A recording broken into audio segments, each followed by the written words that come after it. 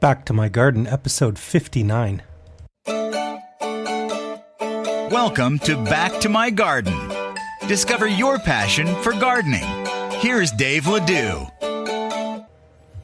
Are you concerned about toxic chemicals, GMOs, and frankenfood? Don't panic. Grow organic. Discover our new resource for organic gardening. Go to www.backtomygarden.com/myorganic. Attention garden lovers. Do you want to save time, save money, and have your most incredible garden ever? Receive free tips, strategies, and gardening techniques from gardeners around the world. Join the VIP Club for free today at www.backtomygarden.com/VIP. Well, good morning, good afternoon, or good evening, depending on where you are in the world when you listen to this. I'm Dave Ledoux, and welcome to a special edition of Back to My Garden. Today we have a fantastic guest, Wayne Meador. Wayne is a man on a mission. He's passionate about teaching sustainability in our day-to-day lives. From documenting the path from farm to fork, to researching eco-friendly business cards, to building seed-saver communities, Wayne shares the adventures on his network, A World for Change TV. We have a ton to talk about. Please welcome from Alabama, Wayne Meador. Hi, Wayne. Hi, Dave. Thanks for having me. I'm excited that you're here. Yeah, I've been looking forward to it. Every week that the date gets closer, I check my calendar on Sunday evening because I'm looking forward to it. So thanks for having me. I've given you a very brief introduction. I know I want to hear your story, and our listeners definitely want to get to know you as well, Wayne. Take a minute or two and share with us a little bit about your background and how you got into gardening and sustainability. Yeah, I'd be glad to. You know, my story is unique in a way. I grew up in central Indiana, close to Purdue University area, Lafayette, West Lafayette. And, you know, it's farming community, if you're on farming country, if you're outside of the town there. And I grew up in a very plain, with a very plain church life. My parents were German Baptist, and we farmed. Now, we didn't farm large scale, but we at least grew all the food that we needed for our survival when I was younger. And I think as Dad and Mom's business started to grow and money became less of an issue, Mom went to the grocery store more, and the garden shrunk down in size. But that's where my first real experience was. And I guess I could even back up a little bit more. My grandma, Meador, on my dad's side, obviously, she was an avid gardener, and she was I don't know if you have any Christian listeners, but they may understand the reference, the Proverbs 31 woman, and she truly was a Proverbs 31 woman. She took care of anybody that happened to stop by and walk in the front door, and she grew an abundant amount of fruit and veg. But, you know, the whole challenge to the story I just told you was that I really didn't learn a lot. And that's the sad part for me, is that I could have been gleaning so much more information when I was of that age, and when I was picking beans and hoeing the potatoes, but instead I really turned my nose up at it as a kid, and I didn't really learn what I needed to learn to in today's world be self-sufficient. So I'm going through a large a backtrack in my life, really, to go back to learning, and I'm taking people with me and helping to educate them along the way. So that's my experience, Dave. Fantastic. Now, for those of you driving in your cars or jogging, listening to me and Wayne, don't stop and take notes. Keep both hands on the wheel. I'm going to put all of Wayne's links up on BackToMyGarden.com, because Wayne has not your traditional, blog or anything. He's building a virtual, I guess, television network, but television's the wrong word. We'll talk about that.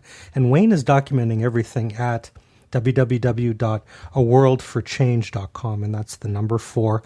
His TV links are there, all of his social media. You can also follow Wayne on Twitter at Wayne Meador. And Wayne, I'm just trying to figure out where to start, because you're building a pretty ambitious project, and it sounds like, you didn't grow up in the dirt. You were like a typical kid like I was in your grandparents' garden. Fill us in right now what you're working on, because you've got an ambitious vision. Sure. Let me correct you on the Twitter handle. It's at WMeador. So just to make sure your listeners get it right. But as far as the projects that I'm working on, yes, we are building a web-based TV network. It's, again, it's a world, the number 4, change.com. So a worldforchange.com. And we are building what we're calling a World for Change TV, and we have a strong focus on sustainability.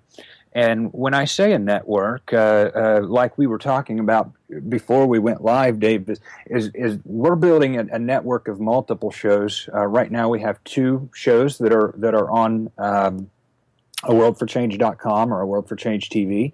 And the first one is with a buddy of mine. His name's Andy Brine from over in the UK.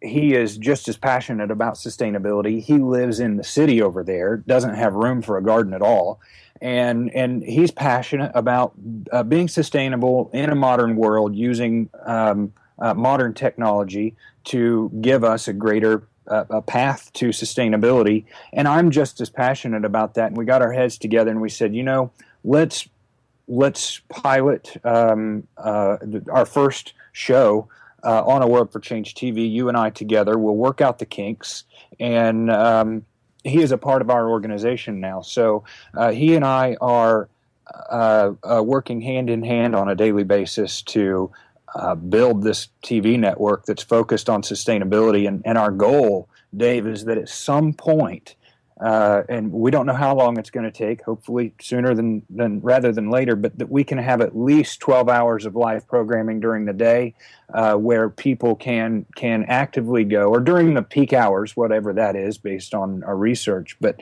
where individuals can actively go, learn about sustainability from whatever perspective they're needing to learn, whether it's about sustainable business, sustainable education, sustainable farming, sustainable government, you name it, et cetera. That's what we're building, Dave, and we want to be a resource where people can really cut through the bowl of mainstream media and get to the nitty gritty about things that really matter in life, and or whether or not we're going to be around in the future. That's our focus, because right now, on my first show, Question Everything, I had Jeff Clearwater and Fernanda Abrera from down in Mexico City. And they were talking about, we were just talking about what is sustainability? What does it mean to us? Can we be sustainable as a society? Are we sustainable today? And we're not. Each one of us, with the number of people that are on the planet, we're currently consuming 1.5 times the amount. Let's see, how do I word this, Dave? If I was to live my life on average like everybody else, I would consume 1.5 times the amount that I need to survive. And if everybody does that, we're consuming our planet much faster. And I can provide a link to that show for you later and for the listeners, Dave. But the point is we're seriously challenged with a problem that we have to deal with as a society. And a World for Change TV is trying to direct people in a good direction so that they can deal with it. We can build new economies. We can teach people how to be self-sufficient, and it doesn't take 100 acres to make that happen. You know as well as I do that you can be self-sufficient with an urban backyard, and at least pull yourself away from the food chain a little bit that modern America is so used to being a part of. Yeah, I have to tell you, Wayne, anytime I come to the States, a couple times a year generally, and we winter in Florida, we look for change in the United States, because in places like Europe, they've been recycling for 20, 25 years. Mm-hmm. And we'll come to the States and we'll watch people at a food court just throw bottles in the garbage can, and we go, wait a minute, that's weird. Or plastic water bottles go in the garbage.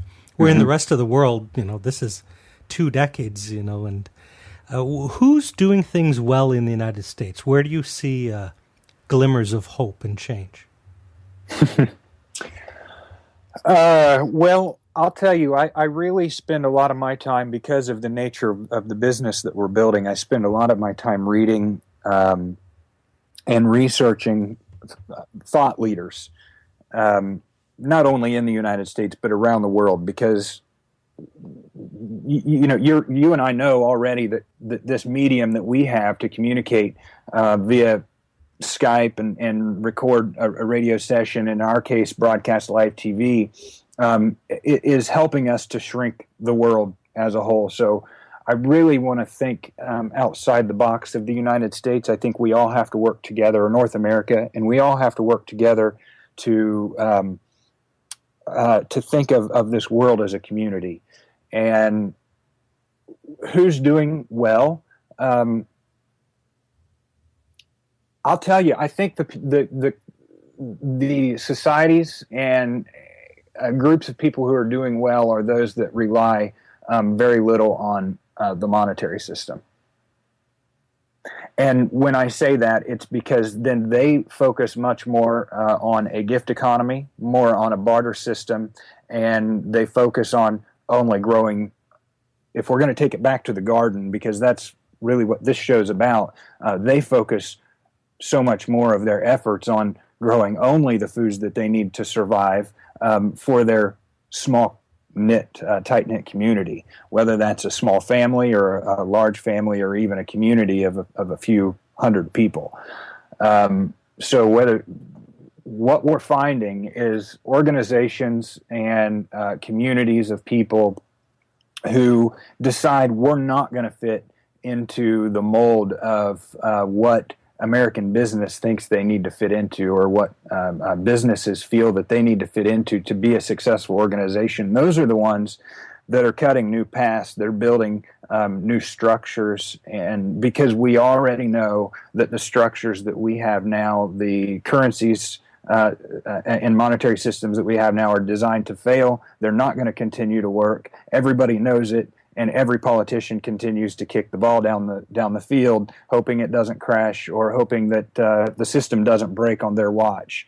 And so that's what A World for Change TV is about. It's about progressive thinkers. It's about building a community of people who are really looking outside the box, and they're not looking to just work within the boundaries that we're conditioned to work inside of. Mm. Yeah, the bartering system, when you have food, especially heirloom or organic food, it's a tradable commodity nowadays, isn't it? Yeah, and in the future, again, I'm not a doomsdayer. I'm not the kind of person that thinks the whole world's going to fall apart. I think we're an incredibly intelligent species. I think we have so much going for us, and we have the ability to collaborate and work together. Not to mention the fact that we have technology to help us do it. And I'm sorry, Dave, I just lost my train of thought. What was your question? Well, building cultures where bartering or garden communities, like garden co-ops, trading food. Yeah. So these are organizations who are building new structures and new ways of communicating and working together, and it benefits the consumer. In this case, a garden co-op, it would benefit the consumer and the farmer, and they're getting around and through loopholes that we so unnecessarily have within our federal government. And so that all works. And that's fine, and that's great. And I don't know if you're familiar with Kristen Canty, who is the director and producer of Farmageddon. I had her on my last show recently, and we were talking about farm and food policy.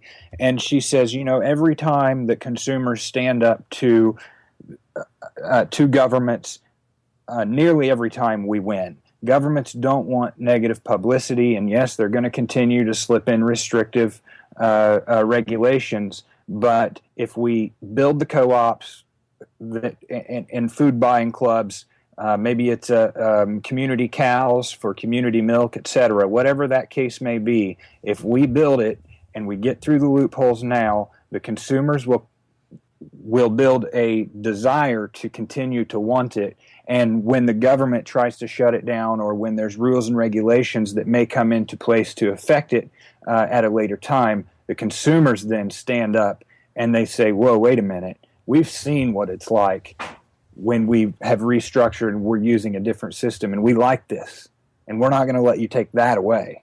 So it is important to speak up. Yeah. When you think of a country like France, their farmers run the country, because when they are fed up with something, they just drive their machinery onto the highways and park them. And when the farmers strike in France, the entire country grinds to a halt for 3 days until the government gives in to their demands. It's kind of humorous to watch Europe. They don't fool around. They do things a lot differently than North America. I'd like to see that here. Yeah, I mean, imagine if every trucker just went on to a major highway and turned the truck off.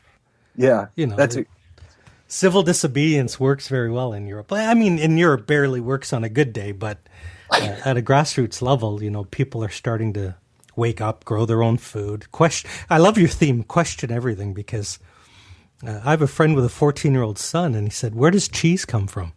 And the kid said, "A store." And he realized his son had never seen a cow. Right. Had no idea. We're like milk to cheese. He knew all about Halo and all the video games and everything. No idea where milk turns into cheese. Right. Yeah. Well, the question everything just came from the premise that there's more to life than what I and you may already know, and we need to question it, to question life, question what comes our way. To really test what the truth is and come up with the truth. So in that show, I have that show every 3 weeks. Everybody can find that show on aworldforchange.com. But we bring on experts and we talk about some of the challenging issues. Now, next week, I'm sure Shauna Coronado. Our next show will be with her, and we're going to be talking about pollinators. And then 3 weeks after that, we're going to be talking about Bitcoin. So we're not just a gardening show on A World for Change TV. We're really looking at the big picture. Gardening is a piece of it. And I want to come back to what you were getting at earlier, was the fact that food can be used for barter. It can be a commodity or a currency even.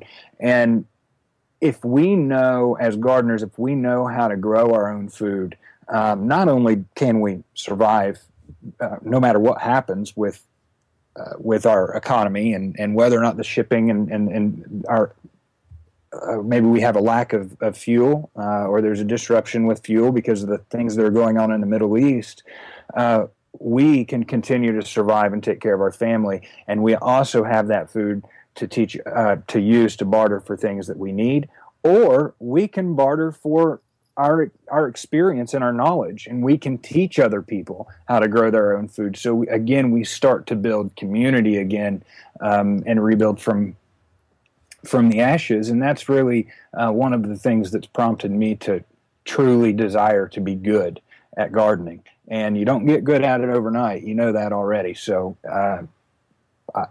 I've started, and that's where my personal YouTube channel, when I started recording videos on that channel, it was simply from the perspective of, look, man, I put plants in the ground. Now what do I do?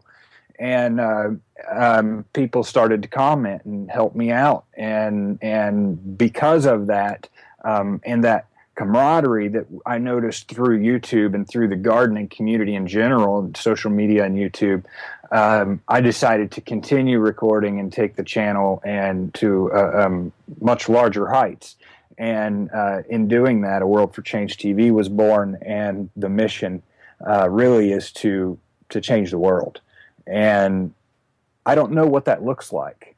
I don't know what the future holds, but I sure know one thing. I don't want to continue to spend the rest of my life working a 9-to-5 job for somebody and paying taxes for doing something that I don't even enjoy in the first place. I'd rather change lives. And I think that hopefully we can do that with A World for Change TV, and with a new focus and a new way of delivering good quality information to the public in a way that they can find it to be reliable and regular. So that's important for us.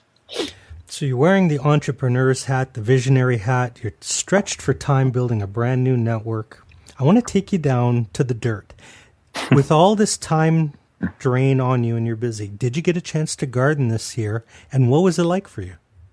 Yeah. Well, this year I moved midsummer from Charlotte to Alabama. And so spring, I was able to do some gardening. And one of the things that I focused on while I was up there was building a garden that was mobile, because I knew that I was going to be moving at some point. I just didn't know when.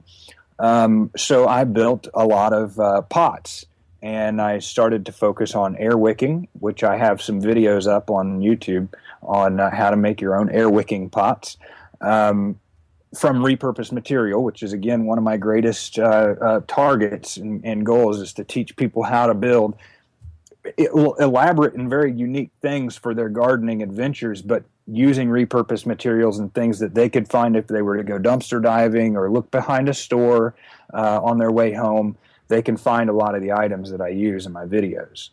And so it was a good experience. I was able to move a lot of the plants. I planned to have a break midsummer during the hot season, and now we're putting a garden back together down here.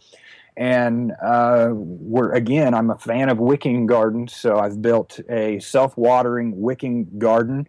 I won't take the credit for it. I learned from this technique from Larry Hall up in Baynard, Minnesota.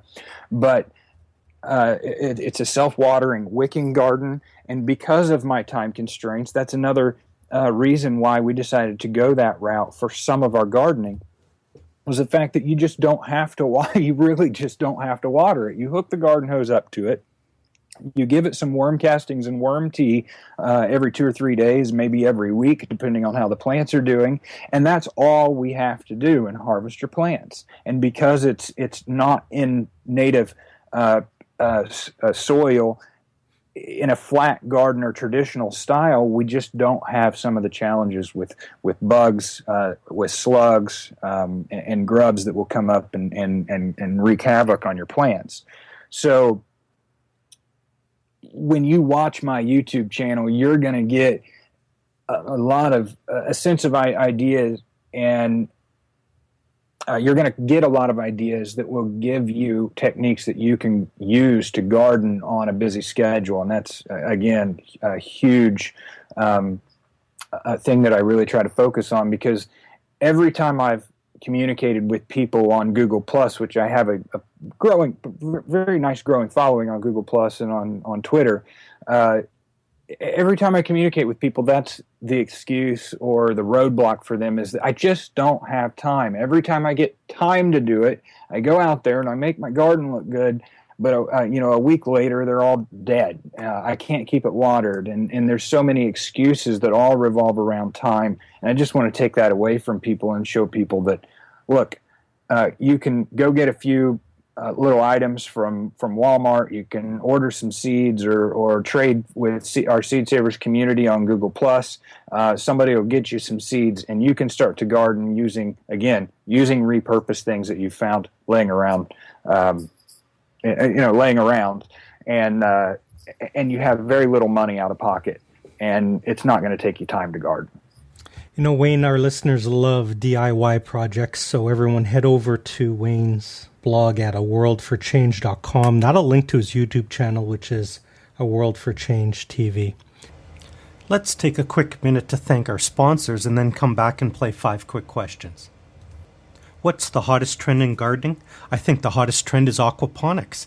Can you really grow a massive garden powered by fish? Find out more and discover the secrets to building fish-powered gardens at www.backtomygarden.com/fish. It pays to be a garden blogger. Get my simple 5-step system for creating your own second income doing what you love part-time. Download instantly for free my garden blogger blueprint at www.backtomygarden.com/secret.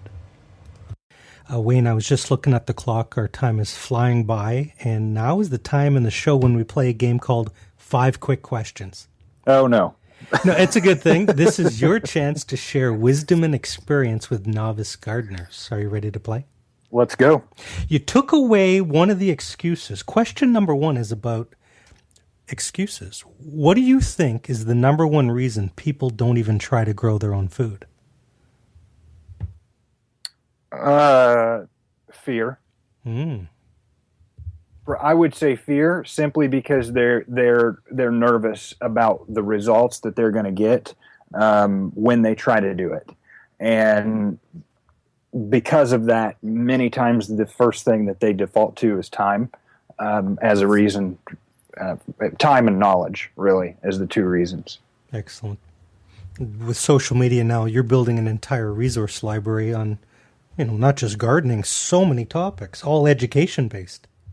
Yeah, right. And last week when we had Kristen Canty on the show, I also had Jared Stanley, who is the owner of J&J Acres and permasapien.com. He's a new permaculture design, certified permaculture design specialist, and he's going to be here on our 3 acres. And we're going to film a permaculture series. So if that's something that your listeners want to get into, what is permaculture? How do I even attempt to start to think about permaculture? What's it like when I engage with permaculture design specialist? What's that process going to be like? And then he'll come to our property here. We're going to carry the cameras, record the whole process, put it together in a nice series, and package it with a Q&A session at the end that's a live broadcast session so that we can all be involved in learning together. So that's, again, our main focus is learning together. Amazing. 6 months ago, I had only the most dim awareness of permaculture, things like aquaponics. And I look at Google now for who's coming to my site, and they all are searching fish-powered gardens and permaculture. You're kind of in front of a huge wave of consciousness. Yeah. Well, that's something that I guess I think the wave of consciousness goes to show what's happening for or with people in the world. I wouldn't just say North America. I would say in the world. You're starting to see a lot of people really try to get back to learning what the basics really are in the first place, because they've been so inundated and willingly allowing themselves to be inundated with our modern cultures that just don't teach us, I guess, responsibility, and in a way that help us to have a sustainable environment. And so that's a challenge, I think, that we're all faced with. And it's really neat to see. You're the one saying it, and that's another reason why. And I'm just right there with you. I'm getting ready to put together my own aquaponics system right now because I want to have more control. I don't trust everything that's in the water. I don't necessarily trust what's coming out of the sky either. So, and having a controlled environment will allow me to test the difference between the controlled environment and the uncontrolled environment, and maybe we can start to come up with some reasonable answers for why things are happening the way they are. For example, everybody's fig trees down here died last year, and nobody knows why. But there was a fig tree that was located in an overhang area that didn't die. It never got rained on during the winter time. It didn't get any snow and rain. And that was just the neighbors, and it lived. So why? Why is that? And again, that's why I go back to we formed the show Question Everything, is to get answers from people who are experts in specific areas. And I will never say I'm an expert, but I'm willing to share my tests and trials and my tribulations through that process and through YouTube. Nice. Question number 2. What's the best gardening advice that you've ever received? Oh, boy. I would say it probably happened when I was just getting started on YouTube, and I posted a video saying my plants are dying. Why are my plants dying? And I posted that to a forum because I didn't have a large YouTube audience to jump in and give me answers right away. And the expert gardener from South Carolina just said, take a deep breath and keep trying. So that really did help me. It helped me to realize, look, I'm not going to get this overnight. It's going to take time and practice, and it has. And the more you're in it, the more you get your hands dirty, the more time you spend, touching and feeling plants. You learn a lot about them. And it's a couple years later, and we've got a very successful garden. And I've got my head wrapped around the basics, at least. Nice. Question number 3. You had mentioned Shauna Coronado, a friend of the show. Can you share with us 1 or 2 gardening websites or resources that you like? Well, I'm jokingly, I'm going to say worldforchange.com, but no, I'm kidding here. The first main resource I use is YouTube, and I use that because it's an incredible medium to get in touch with good quality individuals who are not just there to promote themselves and to build their own business, but are there to truly help you, and they don't have any corporate bias. And that really, I think you're going to get some of the most straight answers from individuals like you and I who are actively gardening every day. And so I would say YouTube is number 1. Excellent. Any particular shows that you're a fan of on YouTube? Any channels? Yeah, when it comes to gardening, I'm going to give you a list of a few.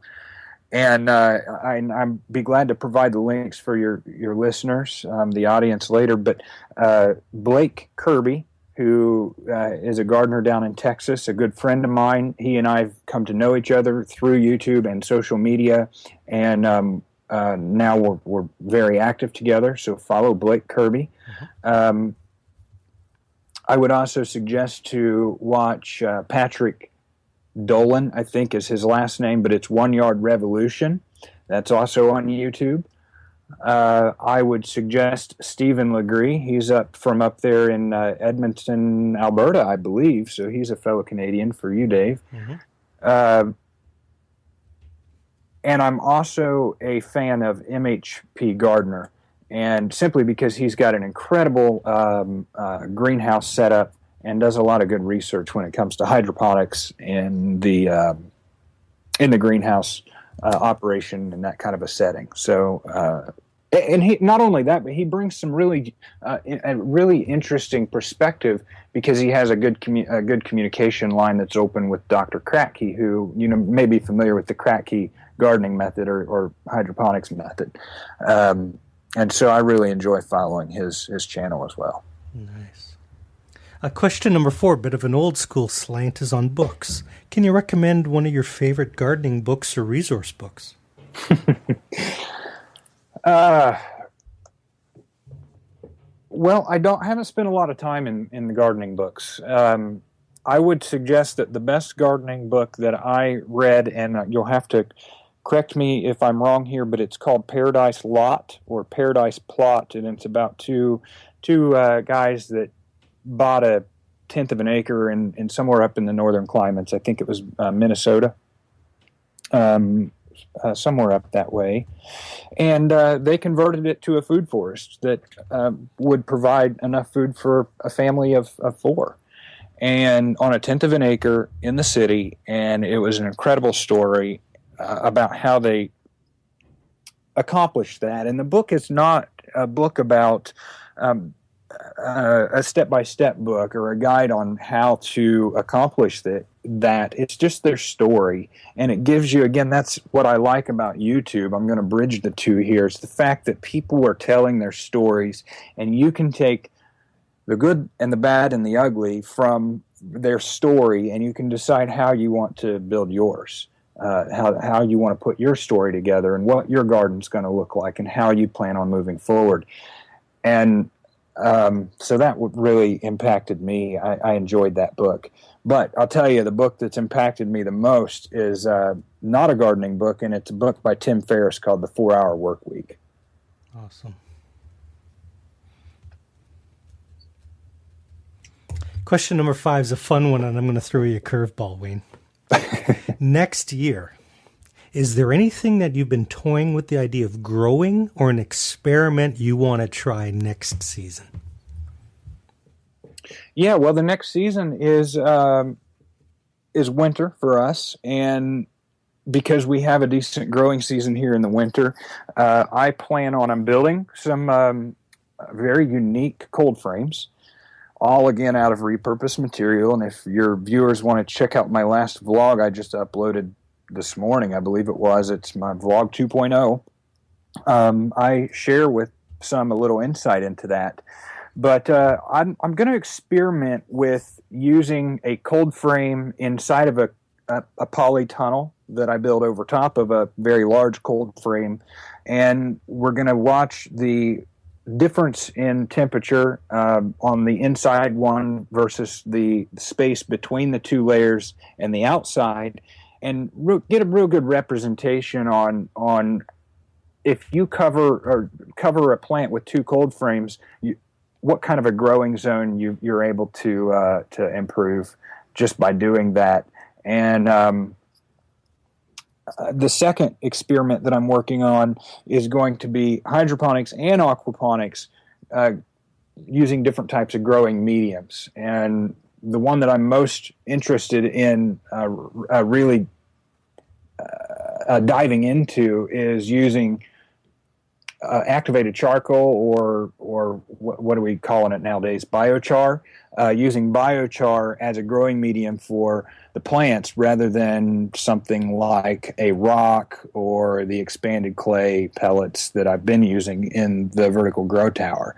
So, I'm excited to try different things. I always like to try different things. I'm sitting here, I wish you could see what I'm holding. I'm holding this plastic manifold thing that one of my friends brought home out of the trash can, and I don't know where I would ever buy something like this, but this brand new plastic manifold is going to be awesome when I put together my aquaponics system. So I'm always trying new things. I look at when I'm in Walmart, or I rarely go there, by the way, but if I'm going down through Walmart or a box store, I can't help but looking at, when I look at products, look at the packaging that they're put in to see if I can use the packaging for something when I get home. So, I'm always experimenting. Fantastic.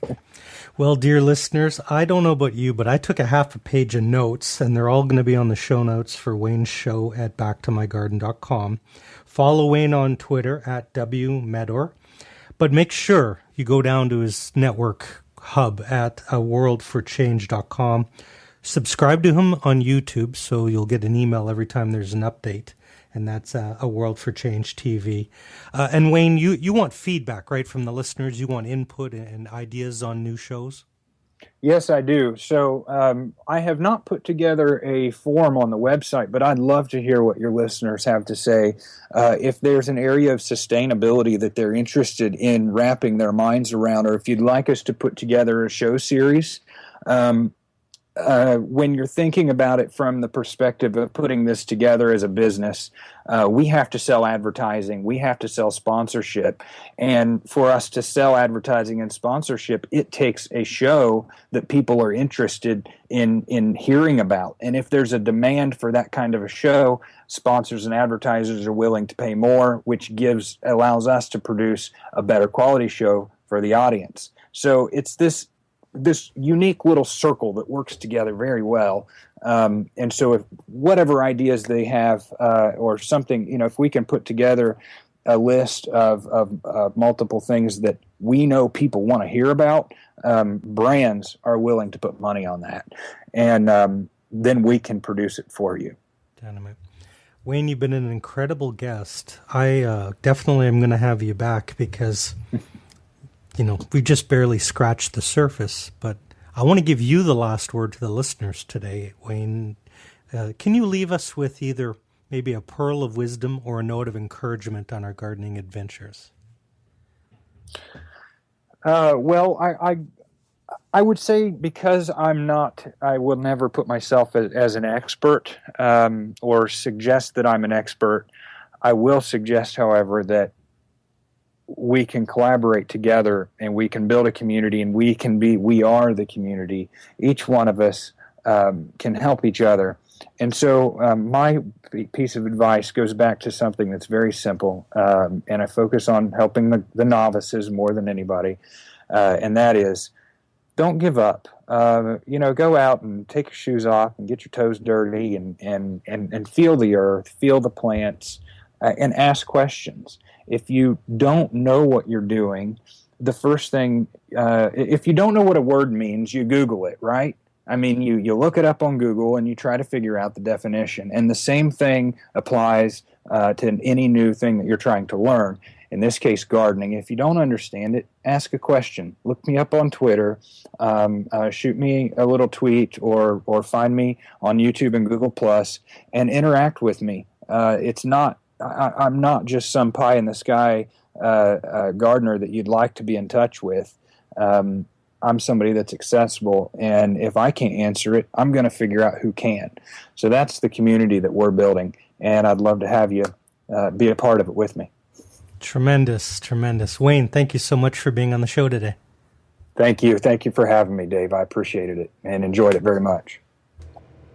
Hello, garden lover. It's Dave. All of the links, resources, and websites mentioned in this episode will be posted at www.backtomygarden.com/59. If you enjoyed this episode, please come to the website and click share and help us reach more new gardeners. Have an amazing day. Happy gardening.